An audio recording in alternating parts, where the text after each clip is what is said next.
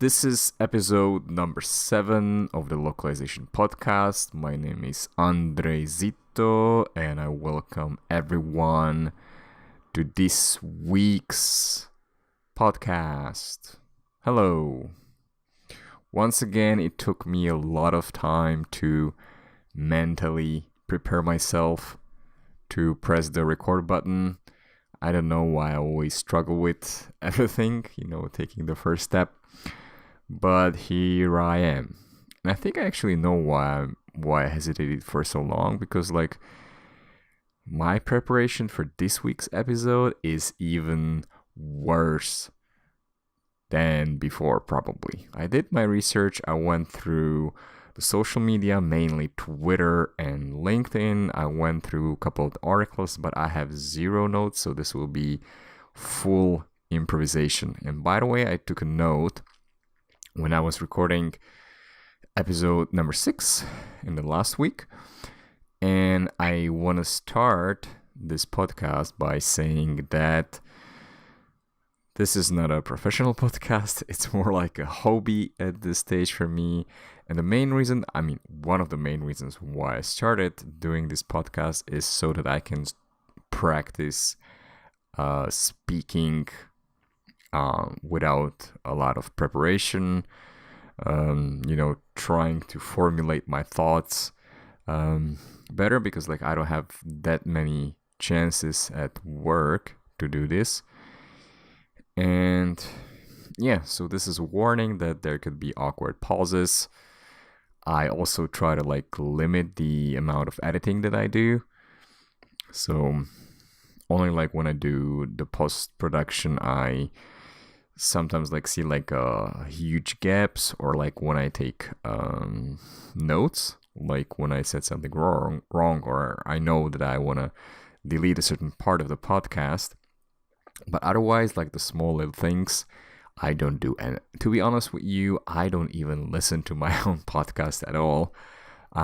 So maybe that's something to work on in the future. So that was the first initial disclaimer that I wanted to share. The second thing is, episode number 6 got a lot of views on YouTube. I was surprised by that a little bit. It got like 100 minutes of watch time, I think, 1 or 2 days after I initially published it.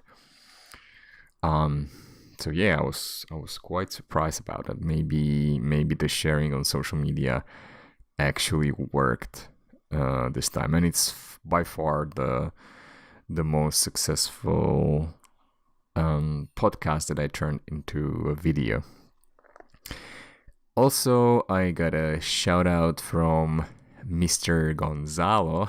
So this is just to officially thank you for helping me promote my podcast, and I hope that I'll stay independent for as long as I can, because that is definitely true. I wanted to do my own stuff because nobody is there to control me or censor what I want to say.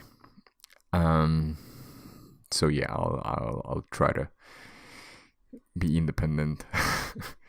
And okay, where are we now? So I did a little bit of preparation on Thursday, because the thing is right now is that my mother is visiting me here in Vancouver. She arrived last Wednesday. And by the way, right now it's Sunday. It's 10:32 p.m. So I'm recording this quite late. And she'll be staying here for 1 week, so she's leaving on Wednesday.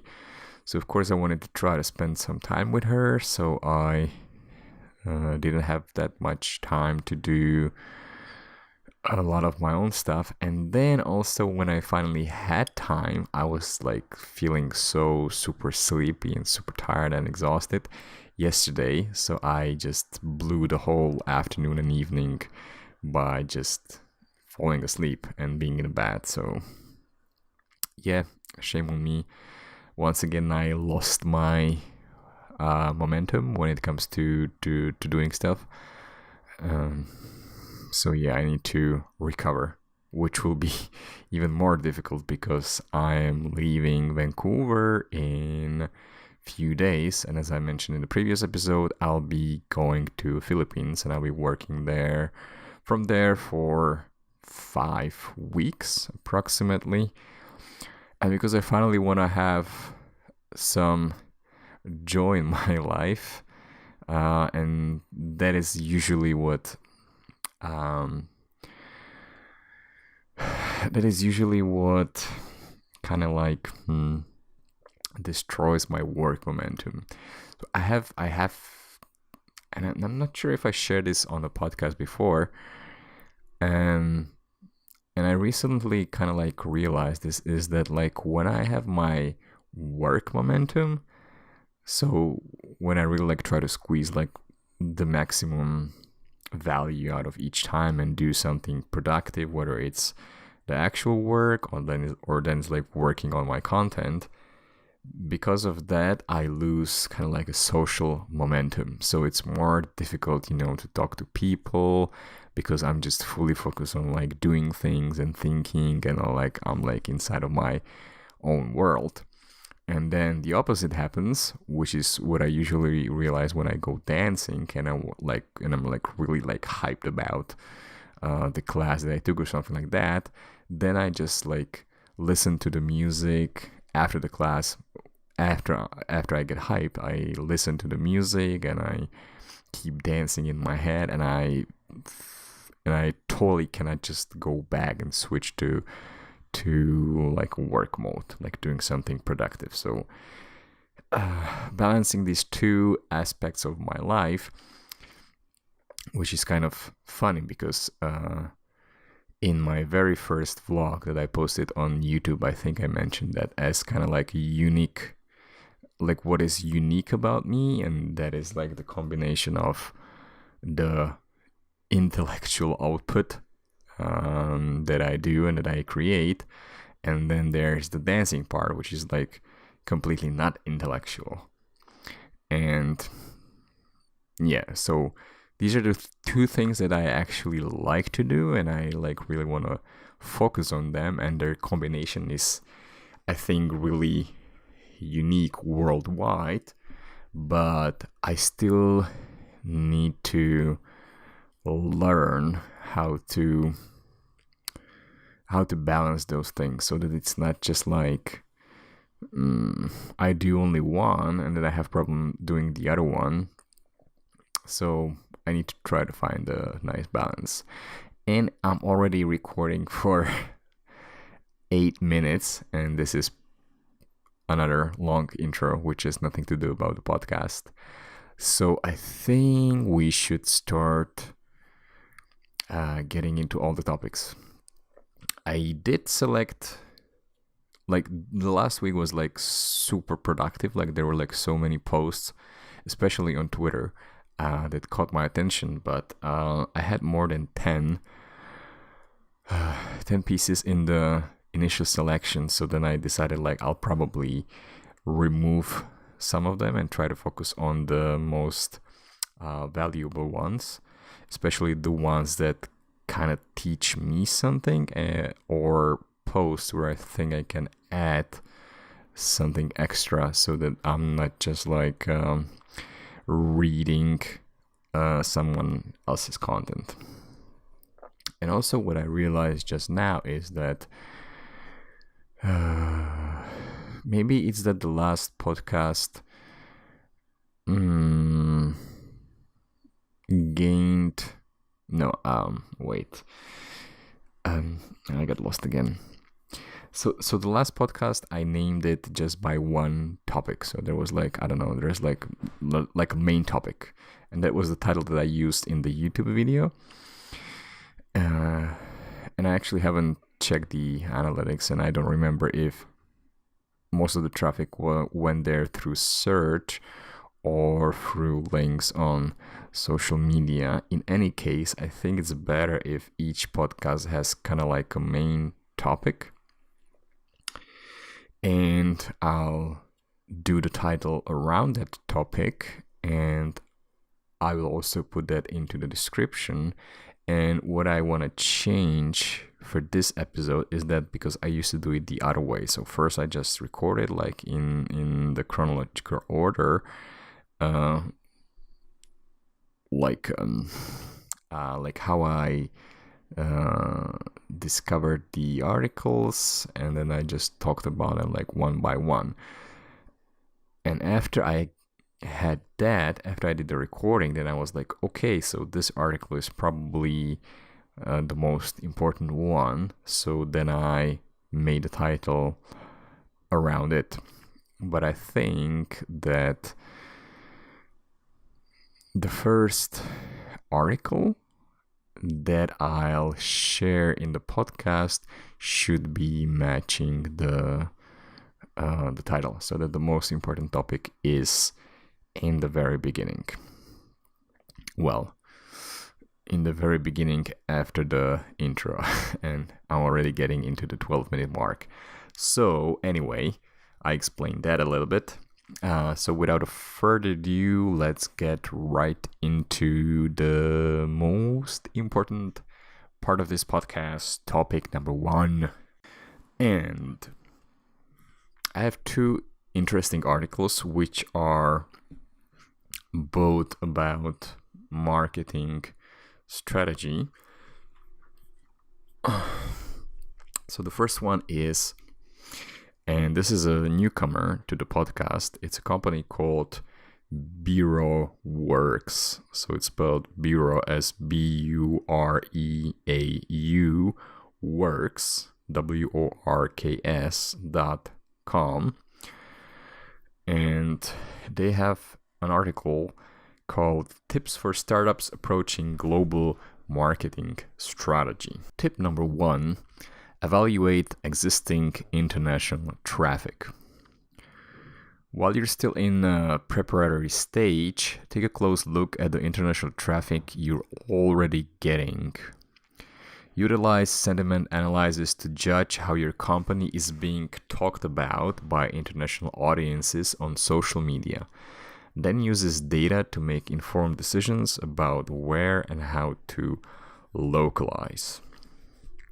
For example, let's say you're seeing large traffic spikes coming in from Germany. These people already use your product and love your brand. So that's the sentiment analysis. There are 2 different ways to move forward from this fortunate happenstance. You could release a fully localized marketing campaign in German and hope to capitalize on that momentum, or assuming these users aren't clamoring for a German language version of your product, you could focus localization efforts in France instead to tap a whole new population of users. Alternatively, you could do a layer of localization in German, perhaps a product tutorial or a specific marketing campaign, to reach even more interested users without taxing your resources as heavily in that already successful market.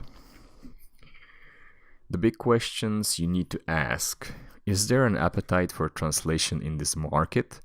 The data-driven approach indicates that you should focus on markets where the answer to that question is a resounding yes. So this is the first tip.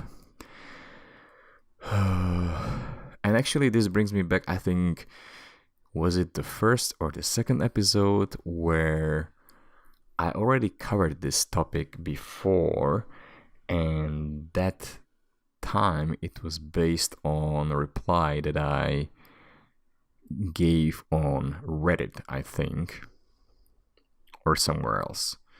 I have no idea where. And that was about how do you choose which market to attack and where to go with your product or services. So what I liked about this first tip is the sentiment analysis. This is something that I have never considered before, and it's something that I don't have a lot of practical experience with. I don't even know how it looks like. But from my very, very limited knowledge, I know this is kind of like somehow like how your company, how your product or service is talked about on social media. I don't know like how all the social how these tools called. It's like social media management tools or something like that, and they probably have some algorithms to basically judge the how you're being viewed by the public on social media. So yes, this is another good indicator to see if you actually have customers in a certain market which are okay using your English version, and if you have like a limited budget, whether it might be better to use that to penetrate a different market where you won't achieve much without the localized version. And okay, so this was tip number 1, and we have 4 more tips. So let's get to tip number 2. Decide which languages matter most. Before you start translating content, you need to get laser focused on which languages are actually necessary. If you're expanding service into Singapore, for instance, you could be looking at translating into at least 4 different languages. Malay is the most obvious, but plenty of people speak also Tamil, Mandarin, and even English. The good news is you don't have to localize content in all of these languages in order to be successful. Instead, identify your target demographic and determine which language they're speaking. Plenty of census data exists to show which languages are spoken by particular segments of each of the world's major markets. Use it to your advantage. So, this tip, I don't know what extra I could add to it. I'm still thinking about the example that they gave about Singapore, which is a place where I used to live. And yes, there are 4 official languages.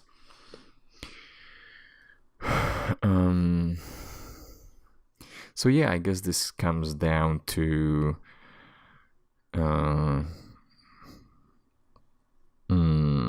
wait, what do I want to say? Let's say maybe no. See, yeah, this is the problem, that I get like mixed with conflicting thoughts, and I end up not saying anything in the end. So what I was thinking, that if you are, let's say, well, if you're a US company and you want to go to Singapore because like it's one of the most developed markets in Southeast Asia, you could get by just with English, or maybe you could use English as the starting point and then see how you would do in the market, and maybe you could add extra languages based on what the data is telling you. Well, okay. I'm actually confused by my own comment, which I just made. So I think I'm not going to try anymore. Let's go to tip number 3. Treat localization like SEO. And this paragraph I have fully highlighted because this is where I'm like really like, yes, finally somebody's saying this. When startups enter new markets, they tend to run full speed ahead. Companies want fully localized product, marketing, and support content, and they want it in every language possible because they're afraid of disappointing international audiences. They want this broad reach at the same time that they want to minimize their localization spend. You can't have it both ways. In order to maximize your return on investment, you need to run marketing experiments, yes please, and pivot according to the results, essentially treating your global marketing strategy like SEO. Want to release full-blown marketing videos with voiceover in Brazilian Portuguese? Try releasing just one video and seeing how it performs in comparison to videos you already have in English. If 50% more people click on the Portuguese version, you know you've got a potential lead. That's the end of the third tip, and this is just brilliant, I think. So I definitely really like this, like doing these marketing experiments and pivoting based on the results, because you can take a slower, well, it's not a slower approach, it's more like, is it slower approach? Technically it is, but it's because you're spending your money in a more careful way. Careful way? Is that the right word? Yeah.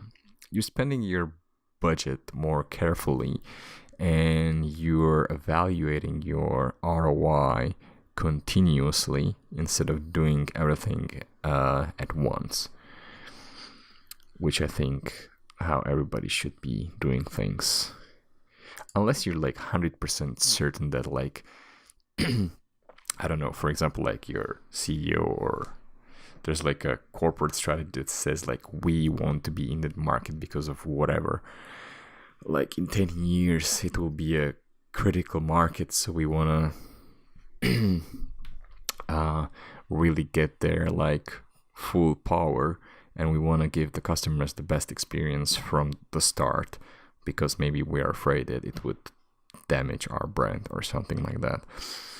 But, and maybe this article is targeted more towards startups, because they do mention startups quite a lot. And yeah, for startups, like if you have like if you don't have like a lot of money to blow, and you like really need to be smart about your spending, then this is definitely one way how you can go about entering new markets. So I really like this tip. Tip number 4, consider all your content options. First, consider entering markets where you don't have to pay to translate content at all. Denmark and the Netherlands are 2 international markets that might not require translation. Just create localized content in English and you'll be good to go. Similarly, if you're targeting Chinese Americans currently living in Hong Kong, there's no reason to translate your content into Chinese as well. Save the money and focus your localization efforts elsewhere. So this is a new thing for me, like Denmark and Netherlands. I know that Dutch is quite common language, Danish maybe not so much. And they mentioned this interesting thing, which says just create localized content in English. So the way I understand it is this, that you might still have like for example, like with a website, you still might have Denmark as a country with English language in your page, and you might be targeting the people just in English. So the first thing that comes to my mind is like video, where you would say, let's say the source video is content created in America, and it would be, hey, people in America. So if you want to localize this in English for Denmark, you would just say, hello, people in Denmark. And this kind of this whole thing reminds me of Gary Vee. So Gary Vaynerchuk, he's like the main guy that I'm following on YouTube, and I really like his content, which is mainly about marketing, because he's the CEO of Vayner Media, which is like a big marketing and content agency that works with Fortune 500 companies. And he's always about like really creating like lots of different content that's highly contextual and highly relevant to the small cohorts that you create. So I'm actually thinking, and this may not be related to this article, it's I got stuck again. I know what I want to say. It's like, okay, let me just say it. For example, we have, I don't know, landing websites. They're like the landing pages that I see are like quite generic. And I'm not sure if because we don't do a lot of like ad localization or like paid media localization, so I'm not sure how the local offices actually handle it, whether they really go is it deep, whether they're really targeting like very, very specific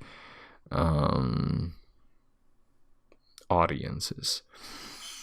So, and the example that I should give is, for example, let's stick to Denmark, and let's say that your product is for like IT professionals. So you can say, hey, IT professionals in Denmark, are you looking for XYZ? And you can say, hey, are you 20-year-old IT professional from Denmark? This video is for you. So this is a more targeted version of an ad or a copy that you might have. And I'm thinking, and this may be actually the first business idea that I'm sharing here on podcast, because I know that like Gary Vee creates a lot of these different versions like for each small cohort, because like the more targeted it is, it should be converting more. So for example, instead of saying like, hey, buy these new how is it called, the babe for the babies, oh my god, it's diapers. I couldn't remember the word diapers. So the second example that I wanted to give is like, hey, are you looking to buy diapers? So that would be like a very generic version, which Gary Vee refers to as vanilla. And you could say, hey, young mothers in Denmark, are you looking to buy diapers? Or you could say, hey, are you 25-year-old mother in Denmark that's looking for local diapers or something like that? So all these different versions, and then you could create like, I don't know, 10 or 20 different versions based on like a certain age and stuff like that. So I'm wondering if like anyone in localization actually has customers like this that give them like a lot of different options, because I have not seen anything like that, like where the advertising would be super targeted at like a very small niche groups instead of going very broad. And so that brings me to this business idea. Is there actually anyone in localization industry that's actually doing very I'm thinking no, that's probably a stupid idea. Well, if your customer gives you like 25 different versions of an ad that's highly targeted in English, then you would probably just do the same thing as you're doing right now, even if you're not familiar with this type of super targeted marketing. But the idea that I was thinking about before was that like, should there be like someone who's like specializing like in like doing like really good, highly targeted local paid media? I'm not sure. I'm actually wondering who actually does SEO and paid media localization very, very well. Anyway, I got a little bit sidetracked. So, that was number 4, right? Was it number 4? No, that was just number 3. Wait, what? No, that was number 4. And I didn't even finish it because there's the last paragraph, and this is about consider all your content options. So another option is to create content from scratch in your target languages instead of paying a premium for translation. Think about it. Instead of paying thousands of dollars to translate thick ebooks and white papers for every target market, you could just write a new piece of gated content in each of those key languages. This realization alone will help downsize your localization efforts and increase your ROI. So that still kind of goes back to the tips before, and that is deciding on the languages and doing experiments. So instead of going crazy and localizing everything, you just wanna test things. Oh, actually no, because this option is and this is actually an interesting approach, which is again something new that I'm learning, and that is to actually create content from scratch instead of paying a premium for a translation. So, okay. So how would that work in practice? Because the example that they gave is that they don't want you to pay thousands of dollars to translate thick ebooks and white papers. But I would assume that if you have an ebook or white paper, it exists on, let's say, some website. So then, again, it's kind of like the previous tip, which is like to experiment. So you could first translate something smaller and then see if you actually need to translate a bigger thing. But how would it compare to actually creating new content from scratch? Is that actually something that is being done?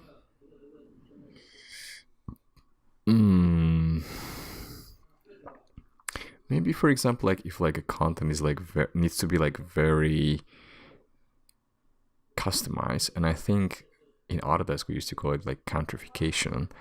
Like if there are like certain features and that was related to software, then you would need to do this countrification. So certain features would only be usable by a certain language version in a certain market. So yeah, maybe if there are like a lot of changes to a certain content, then it might be better to just create something from scratch. But I'm still internally struggling with this tip because ebooks and white papers. I mean, okay. I think it would come down to testing again, because like if you created an ebook or a white paper for, let's say, your main language, let's say it's English, and you can see that it actually creates a value for the customers, then maybe you want to experiment how a translated version would do on the target markets. But yes, I agree again that if it's like a big ebook, you don't want to spend all the time, unless of course ebook is the main thing that you're selling, then probably it would make sense to translate it if it's the main content. Okay, anyway, I don't know how to express my thoughts in a clear way, so let's move on to the final tip, which is start small and plan for growth. So translate small things first, such as your app store description and the short promo videos accompanying. Consider overlaying translated subtitles on a software tutorial rather than doing the entire voiceover from scratch. Set up localization tiers, whereby certain markets get the full meal deal, that is website, support content, and fully localized videos, while others just get the website. It's better to have something rather than nothing, and your lack of Hungarian support content isn't likely to alienate any of your potential customers while you work on catching up. Starting small also means you won't risk putting all of your eggs into one localization basket. If Hungary turns out not to be the right market for your product, you'll be really glad you didn't spend half your budget localizing content in Hungarian before the official launch. So this is again the whole principle of testing and making smaller steps and evaluating and pivoting all the time. So it's kind of repetition, but this is like a nice summary. And this is not like a tip. This is not a tip number 6, but this is kind of like the closing section. And it says, keep calm and use the data. Marketing isn't all or nothing. You know this. Yet so many companies operate under the assumption that when they go global, they have to hit new markets full force with all the translated content all at the same time. The truth is, most language service providers love that attitude. Clients who believe this assumption put countless dollars into LSP's already deep pockets, with no one the wiser. We're not interested in hoodwinking startups into paying for content they don't need. That's why we always encourage our clients to think critically, test the waters, and use data to plan a trajectory that's both cost efficient and effective.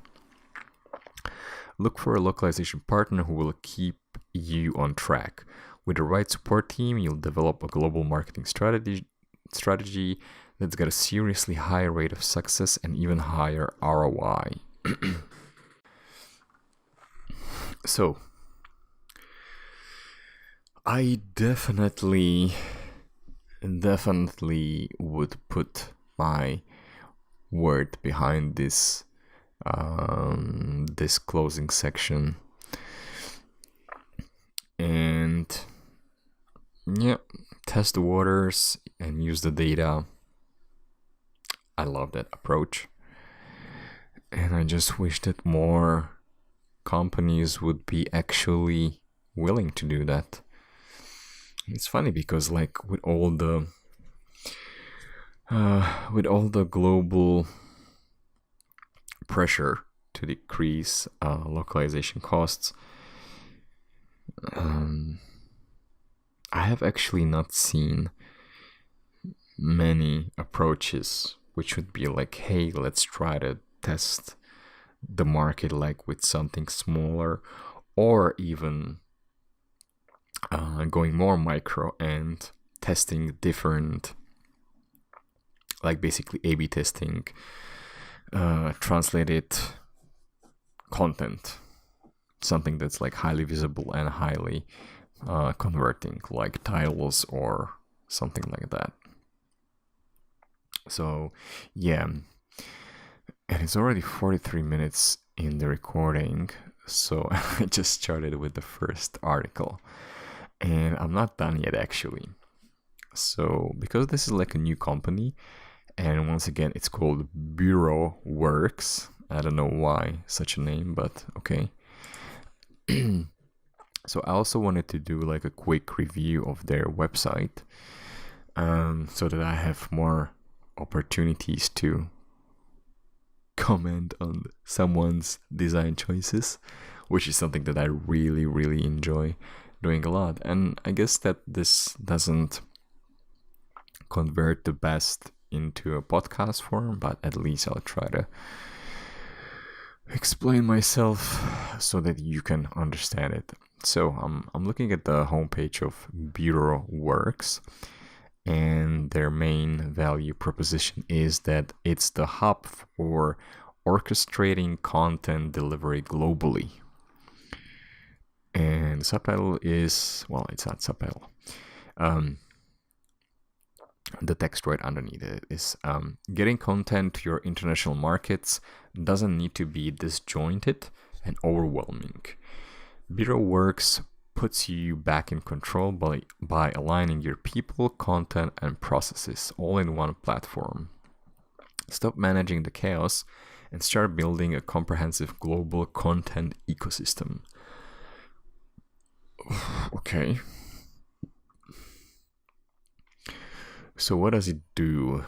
It unifies every localization project flowing through a single platform, no matter how it was sent. It integrates through API with Adobe Experience Manager, GitHub, Zendesk, Slack, and much more. You can collaborate and you can automate.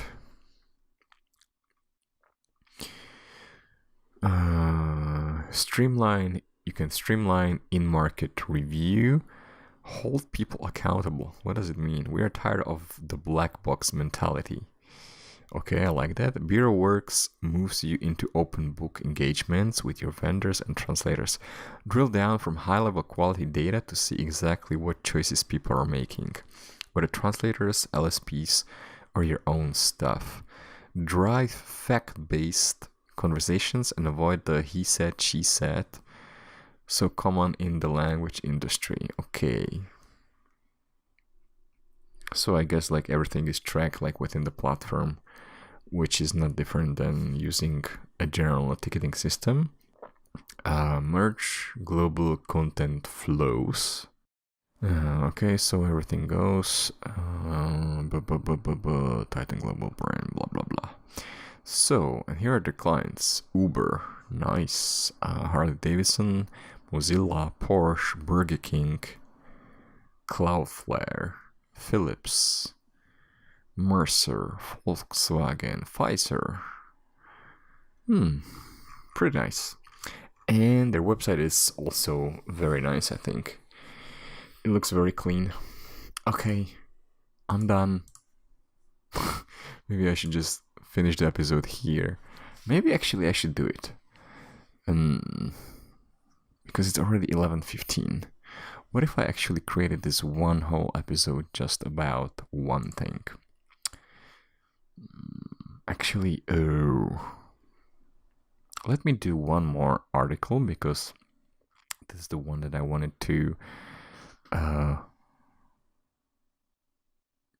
kind of like see, I'm losing my words. It's not a good sign. So the second article, I think in the beginning I mentioned that I want to kind of like name the podcast by like the main theme. And so for that main theme, which is like a marketing strategy, or however you want to call it, I had two articles. So that was the first one. And the second one, let's get into it. It's again a new company called Payvision. I haven't mentioned them on this podcast yet. And let me open the article. And this one has also some nice statistics. This is not fully related to localization services, because the way I understand is that Payvision gives you the opportunity for global payments that are kind of like you can customize them for a different market. So anyway, I will be quickly going through the article from Payvision, and then once we're done, we'll have a look at the website of Payvision. So, first the article starts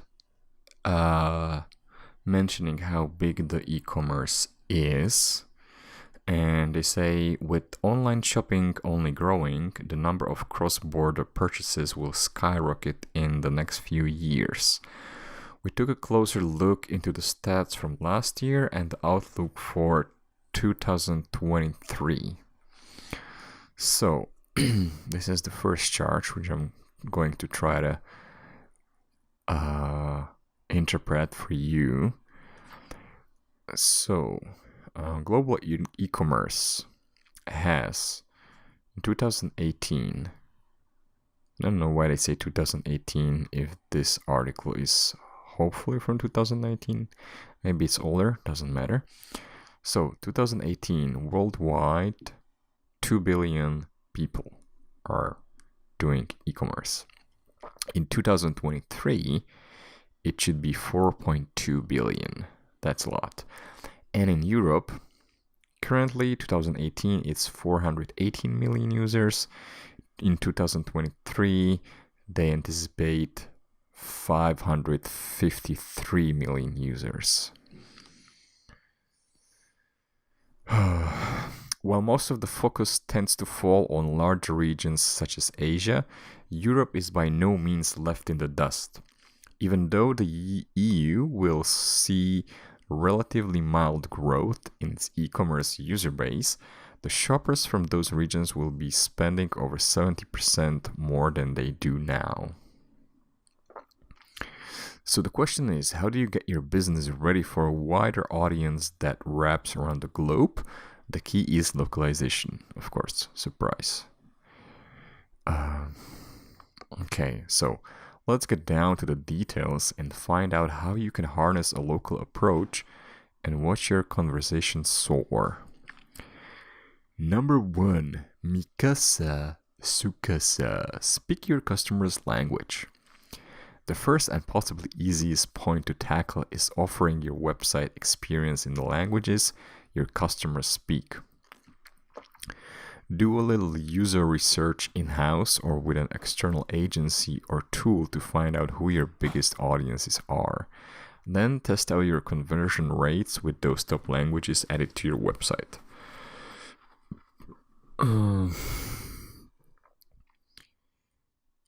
Okay, I'm thinking like, how does this tip compare to what we just read before?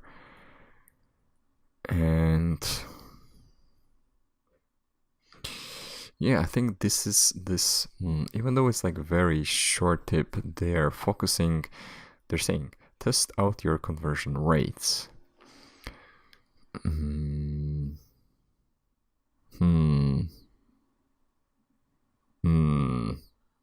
Okay, I'm thinking too much now, and I don't know what to say. Yeah. So what I'm thinking is that your conversion rates, let's say you have e-commerce sites, so you have different conversion rates or goals. Is that correct or no? I mean, technically you can have like you can be like collecting leads and just collecting emails, although I guess like the most important conversion rate is basically just selling your stuff. So then going back to the article that we covered before, the first one, you could technically test your conversion rates if you just focus on localizing the main path in the funnel. Does that make sense?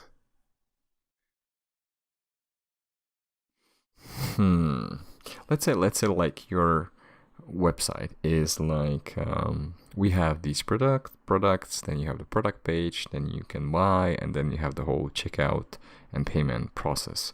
But you also have like pages like about us, maybe some resources, maybe blog and stuff like that. So maybe first thing, if you want to be very cost efficient, maybe you just want to first localize the product page and the whole checkout process,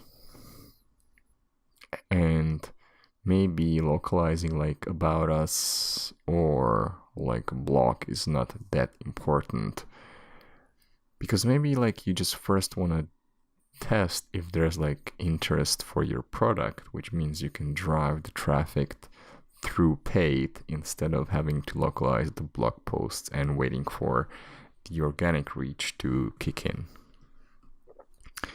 Okay. Number 2 from Payvision's article is deliver a user experience that makes them feel at home. And this is something interesting and something new for me. And so they say, maybe Chinese shoppers prefer a red background over blue. I didn't know about it. Or your Italian customers might want more detailed product explanation than visitors from the US. I also had no idea about that. And let's say, like, is this like something that's actually like verified by someone?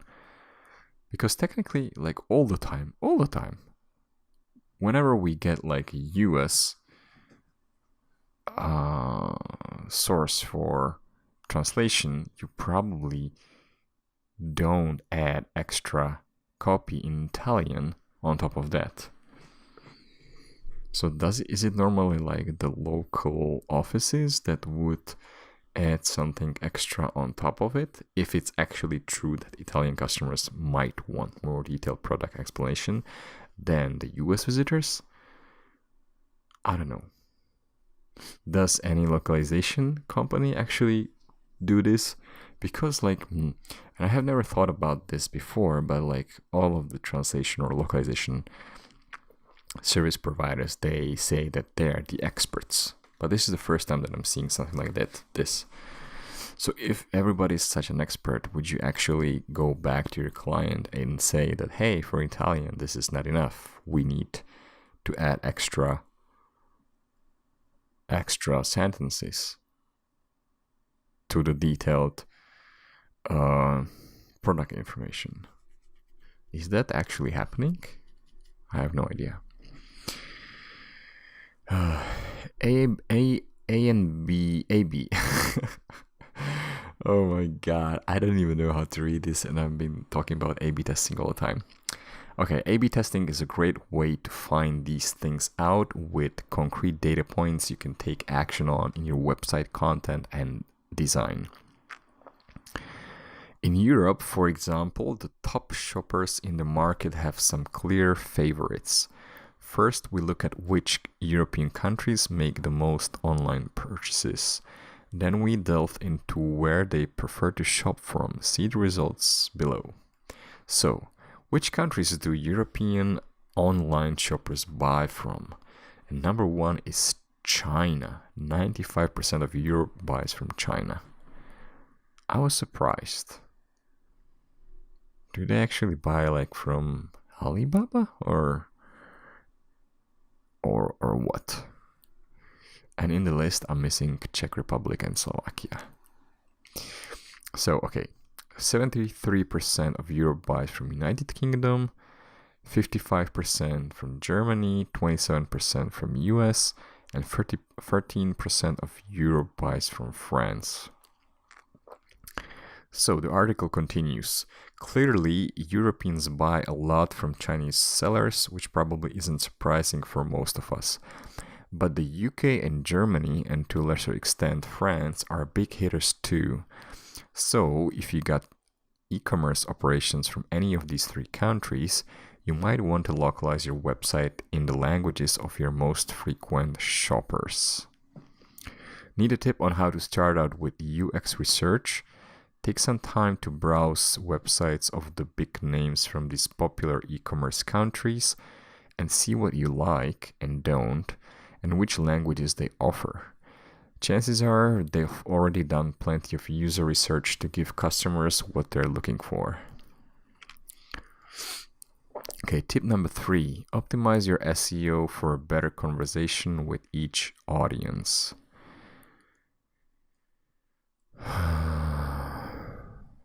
So what is this? SEO website analyzes updating the meta descriptions of your company, optimizing keywords on your website can really boost your ranking. Once you adapt your SEO marketing to each specific country audience, you'll find a more engaged customer base. Okay, so those are basics. And here is number 4, which is something that's relevant for them, and this is where they're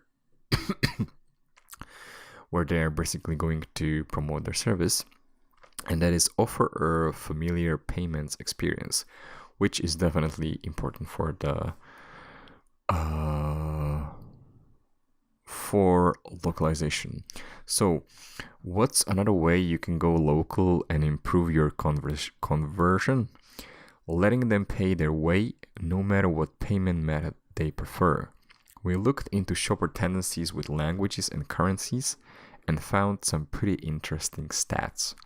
72% of shoppers spend most of their time on websites in their own language, and 45% don't feel comfortable when they can't pay in their own currency. Okay, so here are more numbers. So 73% of shoppers want to pay in their local currency.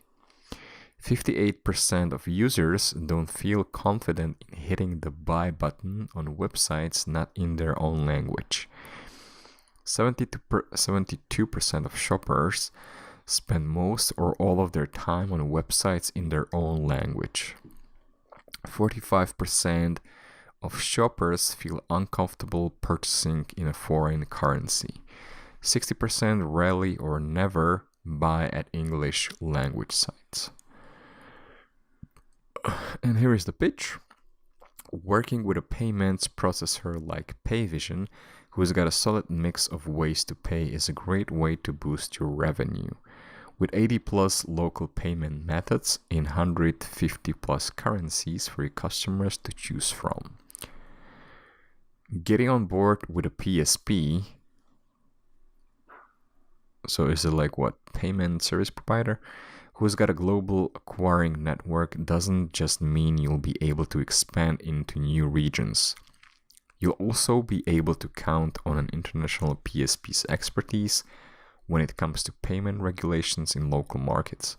On top of that, with local payment processing, you'll enjoy better interchange fees and exchange rates.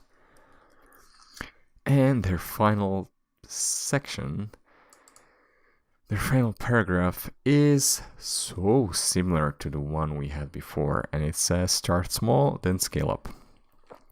With localization, it's all about starting small and finding out what works best for your business. So where can investment in localization take you? These initiatives need some time and resources, but the results are worth it. You can look forward to an improvement in customer experience, leading to higher trust in your business and giving you a wider audience and boosted market share. Okay, so a lot of general mumbo jumbo, but they say start small, then scale up, which is perfect. Okay, so let's go to their website, which is payvision.com. And they say that they get it. So their value proposition is payments. We get it. Okay. Watch your business evolve in new markets around the globe with our straightforward payment solutions. The world of transactions demands processing that's flexible, conversion focused, and data driven. So let's get to it. I'm actually now thinking like, doesn't like PayPal handle it? Or Stripe? Like, I would be surprised like if PayPal didn't have like any support for like local payment methods. Okay, so what else do they say on their website? Everything you need on one platform. Set up shop anywhere in the world. Okay. Moonwalk across channels. Sell on every touch point from desktop to mobile to point of sale. We've got you covered. Make it rain. Step up your sales by accepting all major card brands and over 80 alternative payment methods. No magic, just data. We've got your eyes on the prize. That's why we put data in the driver's seat of our solutions, so you can look forward to improve visibility, higher revenue, and smarter payments. Okay, there's some reports. Start accepting payments with Payvision. Okay, so that's it. Their website is kind of clean. It's quite colorful. I actually like it too. Okay, so where are we now in the recording? Oh, it's I just passed 1 hour now, and I only did the first 2 articles, and it's already 11:33.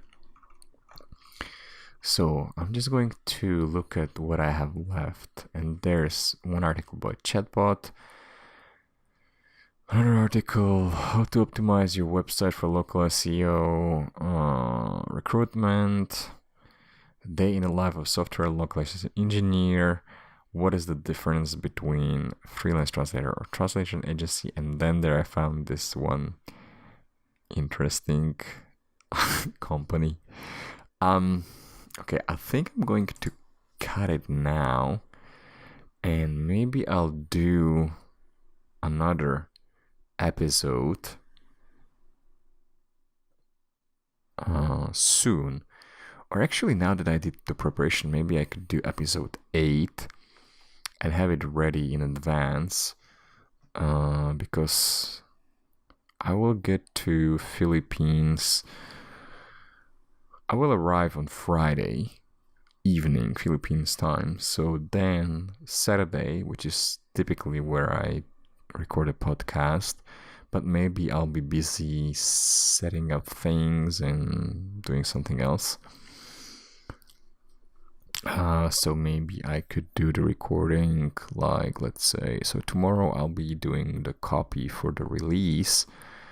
Tuesday I publish it, and yeah, maybe I could record Tuesday or Wednesday and do a quick edit maybe as I'm traveling. We'll see. Anyway, maybe it would be also interesting to basically just test what if maybe I should just do like shorter episodes for the podcast? Would that be better? Like maybe I would have like more content on YouTube, more videos, shorter ones, and they would be more targeted towards the title and the description. So basically I think better SEO, and maybe it would lead to better engagement and audience retention. So these are things that are going through my head. And oh gosh, I would like to talk more about marketing and all these things, but this is a localization podcast, so I'll need to focus. Okay, it's 11:36. Thanks everyone for listening. Today was just 2 articles, but I think we went a bit deeper into the topic, and I really liked the content, especially from the first one, which is Bureau Works. So check them out, and that's going to be it, and I'll talk to you in 1 week. Bye.